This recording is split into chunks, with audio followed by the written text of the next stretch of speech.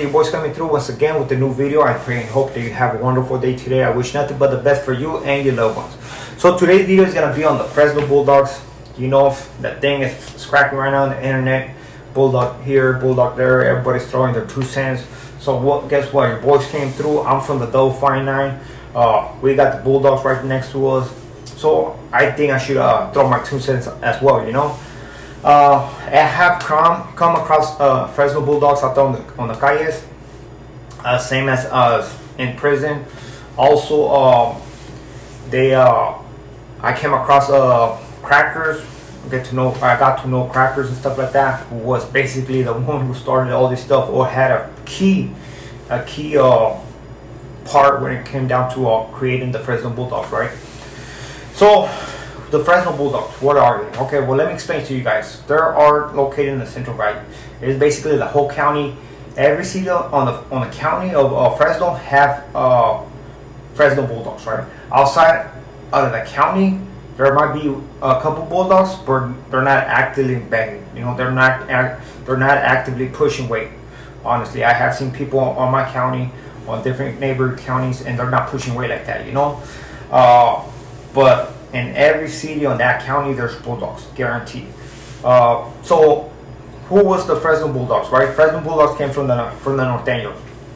At one point, it seems like the Norteños were abusing the guys from Fresno. They decided to break off, and there were different individuals who participated in this separation, and for the Fresno Bulldogs to actually have their own thing, which is almost impossible, but man, this guy did it.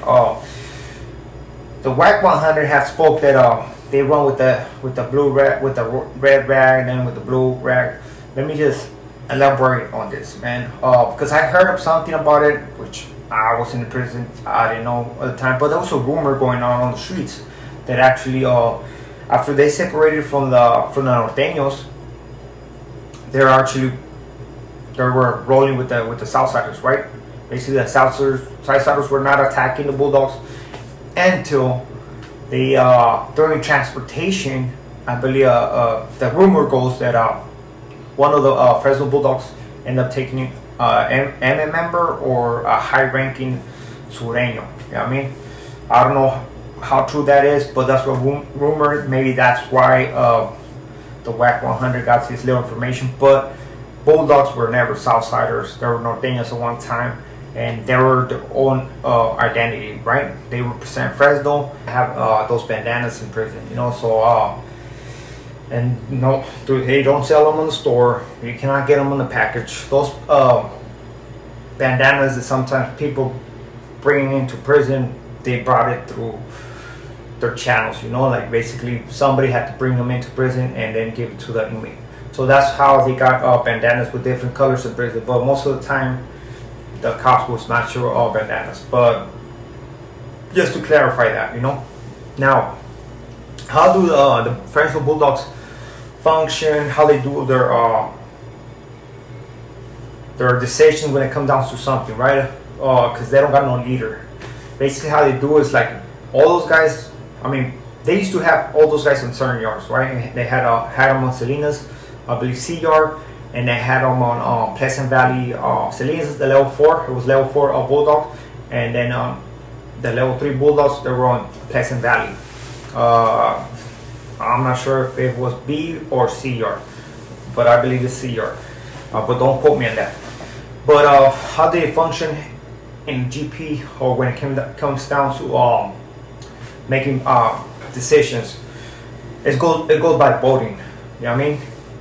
They still got conflict within their own organization because there's a lot of different cliques. You know, you got College Street, the East Siders, St. Louis, and Manny that I don't know about, you know, which I don't mean no respect to nobody, but those are usually the people that I met that were from those neighborhoods.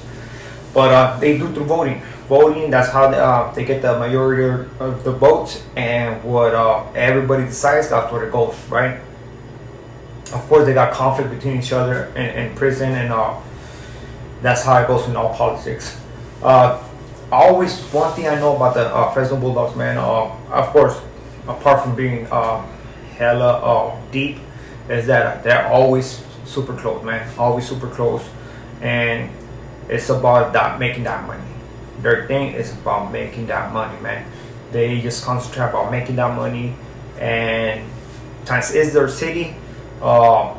They can just move however they want. Of course, there's norteños in Fresno. There's some norteños, there's some Southsiders in Fresno, of course. But let's go into the F-14. The F-14. Let's not forget. At one point, the Fresno was 14. Was a norteño. So it was an old tattoo, old symbol that Fresno 14. That was a norteños. I have seen bulldogs with the F-14 tatted on their stomach. It doesn't mean that they represent the 14. Maybe at one point before they did that transition, there's people pushing for that F-14. Of course, Crackers was one of them.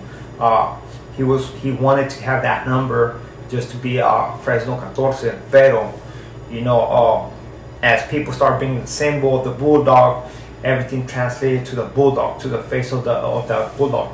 They needed some kind of symbol, and they translated to the face of the bulldog, and that's what they stay with. Now, I cannot speak nothing has to do with right now how they're doing, what kind of colors they're using. But out there on the calles, they used to use red and blue. They used to dress like normal, but they used to wear blue and red. It's just, again, it comes from the university. They got those colors, and that's what the colors they used to rock. Now I heard they wearing the black bandana. So I mean, that's something new I never heard of.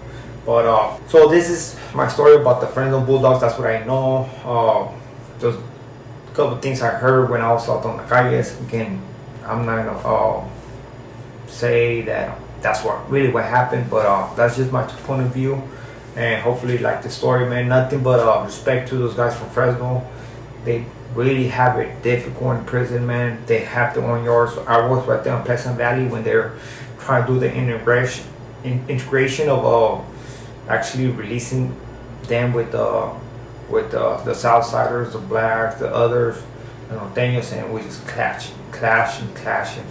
This happened like around in the year of 2019, 2020, like around 2020, man, 2019. It was horrible. You can see on the news, man, people were protesting because they were trying to integrate the Bulldogs with everybody else, and it was going down every time. But other than that, man, nothing but love for them guys, man. Nothing but love and respect. Stay sucker free, man, and shouts to the Centro Valle.